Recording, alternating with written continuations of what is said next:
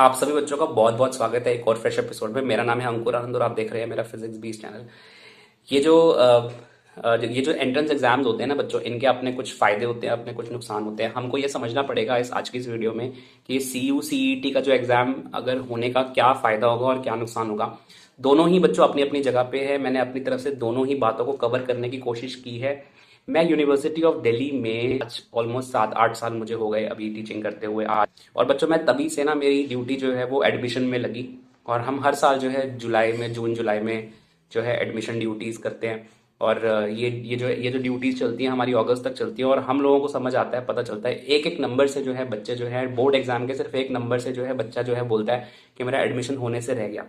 तो हमको ये बात समझनी पड़ेगी बच्चों के वो एक नंबर, क्योंकि यूनिवर्सिटी तो अपने अपने लेवल पर रिजिड है। अगर एक नंबर भी कम है तो आपको नहीं मिलता है। तब आपको समझ आता है कि काश प्रैक्टिकल में एक नंबर एक्स्ट्रा मिल गया होता तो शायद मतलब मेरा एज एडमिशन हो जाता है एक पर्टिकुलर कॉलेज में। तो मैं आज का जो वीडियो है ना, मैंने कुछ पॉइंट्स जो हैं वो लिखे हैं और मैं एक एक करके आपको सारे पॉइंट्स, अपने मन के जो सारे पॉइंट्स हैं, आपको समझाने की कोशिश करूंगा कि मैं किस तरीके से जो है मैं अपना व्यू पॉइंट रखता हूँ कि ये एग्जाम होना चाहिए या नहीं होना चाहिए। तो वीडियो को जल्दी से शुरू कर लेते हैं। पहले हम बात करेंगे एडवांटेजेस के बारे में कि CU CT एग्जाम के होने के फायदे क्या हैं। नुकसान के बारे में हम इसके बाद में बात करेंगे। मैंने दोनों में ही equal number of points, 4 points रखे हैं। 4 ऐसे पॉइंट्स मैं आपको अपनी तरफ से बता रहा हूँ। आपको लगता है इसके अलावा कोई भी ऐसा पॉइंट, सॉलिड पॉइंट है जो आपके व्यू में जो है वो नहीं, मतलब मेरी तरफ से ऐड हुआ है, तो आप कमेंट में जरूर से मुझे बताना। और बच्चों मैं अगर अपनी तरफ से अगर सबसे पहला पॉइंट अगर मैं समझने की कोशिश करूं तो एक इक्वल अपॉर्चुनिटी हर बच्चे को मिलती है इस एग्जाम के थ्रू। अगर CU CET का एग्जाम अगर होता है तो हर बच्चे को एक इक्वल अपॉर्चुनिटी मिलती है, क्योंकि हर बच्चा जो फिजिक्स ऑनर्स में एडमिशन लेना चाहता है उसको एक जैसा पेपर देखने को मिलेगा। केमिस्ट्री वाले में हर किसी को एक जैसा पेपर देखने को मिलेगा।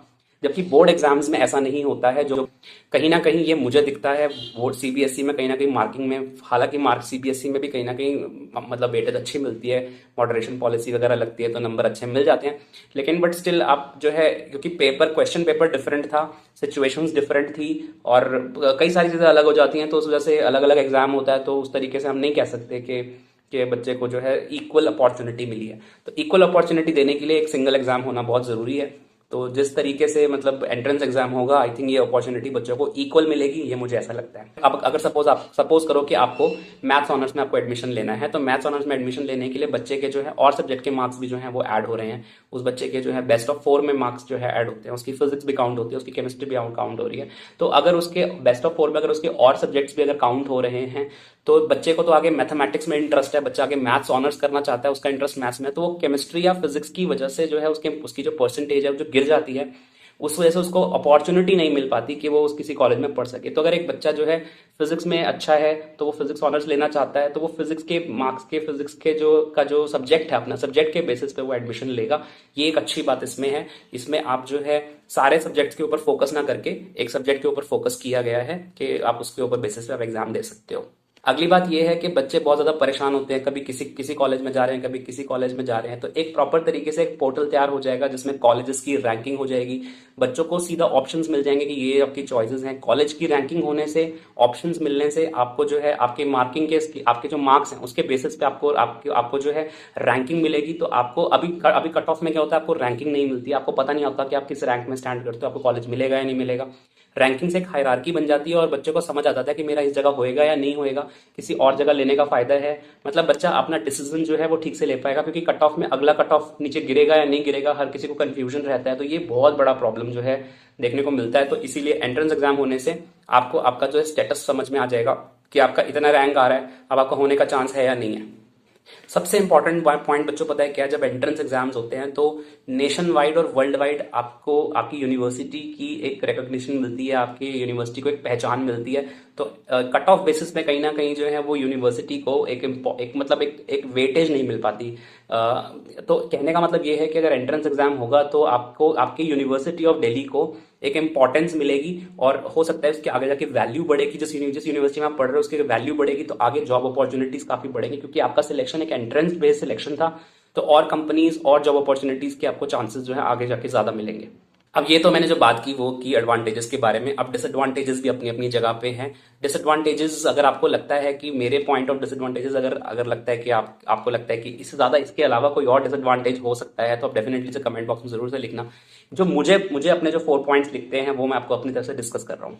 सीबीएसई की इंपॉर्टेंस जो है वो कहीं ना कहीं कम हो जाएगी। और हालांकि सीयूसीटी में आधा वेटेज सीबीएसई को दिया गया है, बट कहीं ना कहीं सीबीएसई की इंपॉर्टेंस हल्की पड़ जाएगी, कम पड़ जाएगी, क्योंकि बच्चे को पहले ये लगता था कि मैं सीबीएसई में अच्छा मार्क करूंगा, अच्छा स्कोर करूंगा, मैं डीयू में एडमिशन लूंगा और फिर मैं आईएएस की तैयारी करूंगा, मैं उसके बाद में अपने तरीके से जाऊंगा। लेकिन कहीं ना कहीं अब बच्चे के मन में ये रहेगा कि सीबीएसई की तैयारी तो करनी है, ठीक है, जितनी करनी है, लेकिन साथ साथ मुझे 11-12 से ही जो है मुझे एंट्रेंस की तैयारी भी करनी है। तो कहीं ना कहीं सीबीएसई की इंपॉर्टेंस पे फर्क पड़ेगा इस प्रोसेस से। जो बात जो बच्चों वो ये है कि सीबीएसई के जो अगर 3 सब्जेक्ट का पेपर होता है तो आपको 3 एग्जाम देने पड़ते हैं। तो या अगर आप सपोज करिए आप फिजिक्स ऑनर्स में एडमिशन लेना चाहते हैं तो आपका पीसीएम सिलेक्शन होता है, तो आप फिजिक्स, केमिस्ट्री और मैथ्स 3 एग्जाम देते हो। तो कोई एक एग्जाम अगर कोई एक एग्जाम ठीक नहीं होता, खराब हो जाता है, तो कहीं ना कहीं बाकी पेपर संभाल लेते हैं। लेकिन बच्चों यहाँ पे सिर्फ एक ही एग्जाम होगा और एक सिंगल एग्जाम किसी एक बच्चे का फ्यूचर डिसाइड नहीं कर सकता, ये तो आप सब भी जानते हो।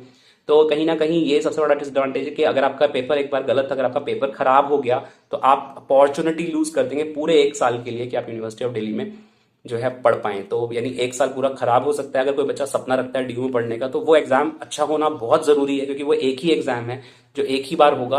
इंपॉर्टेंट बात यह है कि जब ये एंट्रेंस एग्जाम बेस्ड हो जाएगा तो फॉर्म भरने वाले लोग बढ़ जाएंगे, क्योंकि अभी क्या था कि डीयू और उसके आसपास के हरियाणा के, उत्तर प्रदेश के ज्यादातर बच्चे फिलअप करते थे। बट क्योंकि ये एंट्रेंस बेस्ड होगा तो एंट्रेंस की तैयारी बच्चे जो हैं वो शुरू से 11-12 से करते हैं। तो क्या होने वाला है कि बच्चे जो है दूर दूर से आना शुरू कर देंगे, यानी कि और जगहों से भी बच्चे फॉर्म भरेंगे। तो कहीं ना कहीं एक पॉपुलैरिटी बढ़ने की वजह से कंपटीशन बहुत ज़्यादा बढ़ने का उम्मीद है। मतलब अगर यूनिवर्सिटी ऑफ दिल्ली में अगर ये चीज़ हुई तो डेफिनेटली से एंट्रेंस बेस्ड प्रोसेस होगा, क्योंकि किसी बच्चे को लगता है कि मैं सीबीएसई में इतना अच्छा नहीं हूं लेकिन मेरा सब्जेक्ट बहुत अच्छा है और एंट्रेंस एग्जाम होने जा रहा है तो मैं इसको निकाल दूंगा, तो वो बच्चा भी फॉर्म जरूर भरेगा। तो कहीं ना कहीं फॉर्म भरने वाले बच्चों का जो नंबर है वो बढ़ेगा और ये कहीं ना कहीं आपको एंट्रेंस में आपकी जो है आपको मतलब एक कॉम्पिटिशन आपका जो है इंक्रीज करेगा।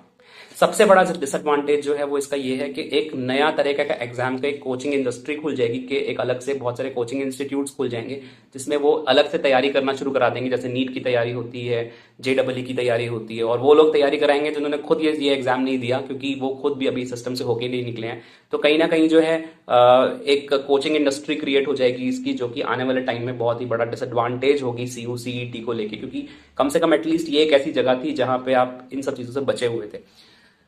ये सारे व्यू पॉइंट्स मेरे व्यू पॉइंट्स थे, ये मैंने सोच समझ के जो है लिखे थे। अगर आपको जो है लगता है कि कोई ऐसा व्यू पॉइंट है जो आपकी तरफ से रह गया है तो आप उसमें से ऐड कर सकते हैं। मैंने अपना एक्सपीरियंस जो है अपने हिसाब से शेयर किया है, जो व्यू पॉइंट्स मुझे लगे कि ये प्रॉब्लम्स आएंगी। आप बच्चों अपने अपने पर्सपेक्टिव से क्या सोचते हो और मुझे जरूर से बताना। और एक डिसएडवांटेज मैं और एक ऐड करना चाहता हूँ जो मुझे लगता है कि इसमें जरूर से होना चाहिए।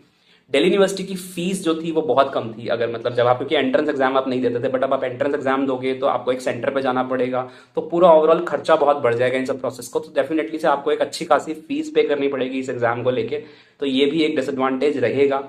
और इसमें आने वाले समय में आप ये मान के चलना कि डीयू की जो फीस अभी बहुत कम थी, अगर जब ये एंट्रेंस एग्जाम बेस्ड हो जाएगा तो आने वाले टाइम में इसकी फीस में भी कहीं ना कहीं इंक्रीज होने को देखने को मिलेगा। हालांकि ये कड़वी सच्चाई है, आपको समझना पड़ेगा इस बात को। एडवांटेजेस और डिसएडवांटेजेस दोनों अपनी जगह पे हैं।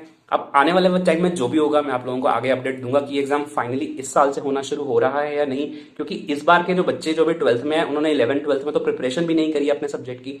तो अगर अभी से ये एग्जाम इंप्लीमेंट हो जाता है तो ये काफी कॉम्प्लिकेटेड क्योस हो जाएगा। बट न्यू एजुकेशन पॉलिसी कहती है कि ये इस साल से इंप्लीमेंट होना चाहिए। यूजीसी की गाइडलाइंस अभी जो आई हैं उन्होंने कहा है कि अभी कोई फिजिकल एग्जाम नहीं होगा। बहुत ज्यादा कंफ्यूजन है राइट नाउ, दिल्ली यूनिवर्सिटी को कोई गाइडलाइन नहीं आई है। आगे जो है मैं आपको अपडेट देता रहूंगा अपने इस वीडियो में। Thank you very much for watching this video. मुझे इंस्टाग्राम पे फॉलो करो, चैनल को सब्सक्राइब करो और इस वीडियो को थोड़ा सा शेयर करो बाकियों के साथ में। Thank you very much, bye.